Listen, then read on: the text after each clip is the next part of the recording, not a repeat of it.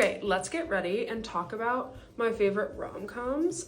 I am absolutely addicted to rom-coms, and so I feel very qualified to speak on the subject. Okay, my favorite of all time is 27 Dresses. I don't think it can be beat in my opinion. It's such a classic and I love it so much.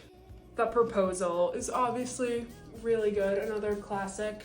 I feel like another one that's really good that I just watched that not a lot of people have seen is It's Complicated with Meryl Streep and Alec Baldwin in it. It's about like a family and the parents get divorced and then kind of that dynamic, and it's really funny and like honestly it would be a good watch during the holidays with your family. It does a really good job of adding like more so like adult humor and comedy into the film, like things that can be really funny from just like realistic day-to-day life.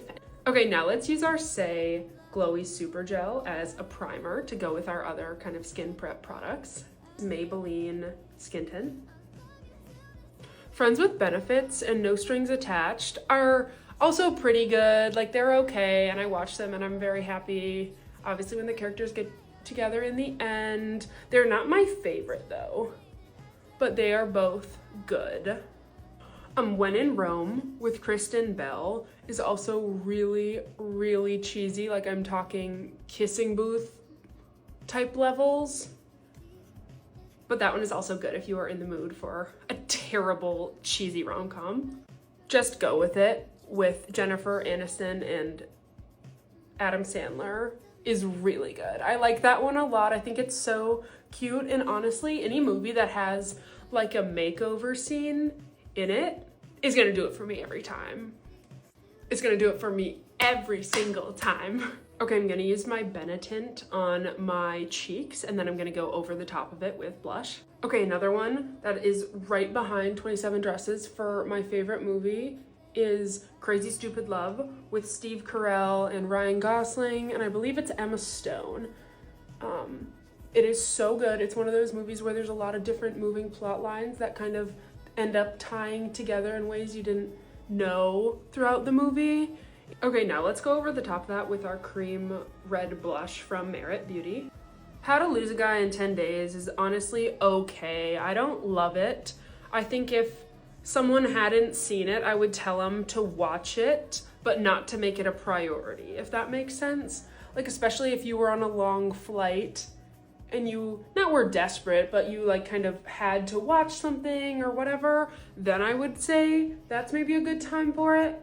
But I wouldn't, like, if you have kind of a prime movie night type situation, I'm talking set up snacks, maybe friends, maybe a significant other, whatever it might be. I don't know if that's the one that I would pick. Okay, I'm curling my lashes now and I'm gonna use the YSL waterproof mascara. Sweet Home Alabama is really good. I like that one. I wouldn't put it in like my ultra high top tier, which actually a lot of movies, specifically rom-coms, fall into, but it is good. Like that one I would recommend for people to watch.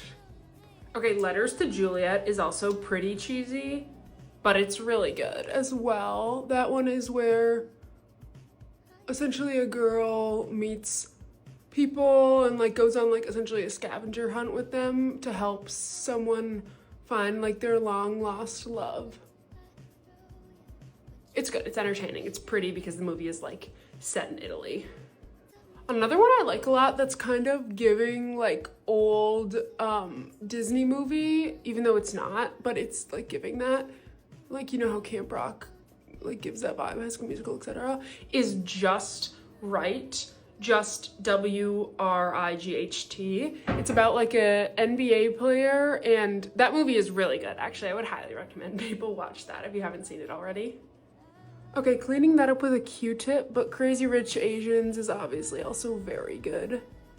Life as We Know It is pretty good because I don't think there are really that many other movies like it, and so I appreciate that element of it.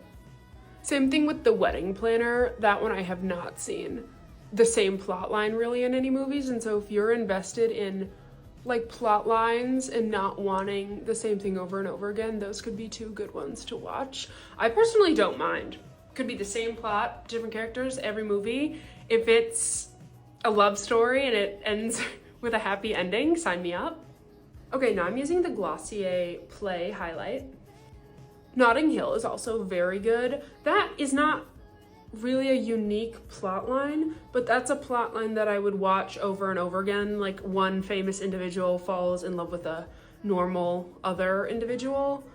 Okay, Anyone But You is amazing. It's obviously really new, but I love it, and I have to not let myself rewatch it like every month because I'm gonna get sick of it. I feel like you also have your like other movies that aren't totally rom-coms, like Princess Diaries or like Monte Carlo, Aquamarine, A Cinderella Story, 17 Again. I feel like those are all movies that I really like and have some element of that, but I don't know if I personally would be like they're a true rom-com, if you know what I'm saying. Okay, let's do Benetint on the lips as well. I feel like She's the Man would also fall into that category. I actually just watched that movie. It's my best friend's favorite movie of all time, so. Okay, Elf lip oil. This Means War is another movie that I just watched. And I guess I should clarify, I don't mean in like the last week or month or a few months, I mean in the last like year. I'm so invested in movies that I feel like if I've watched them within like the last year or two, I know exactly what's gonna happen. Obviously, there are so many more that I didn't even cover, but tell me if there are ones that you really like that I didn't mention, because especially going into the holidays, I would love to watch a new one that I haven't seen before. I mean, also because I'm not stupid, I should say that I watched The Notebook and I love it, just as a disclaimer. Okay, this made me so happy, and so please let me know if there are other ones that I didn't mention, because I always love watching new rom-coms specifically, but I hope you have a great rest of your day. Bye.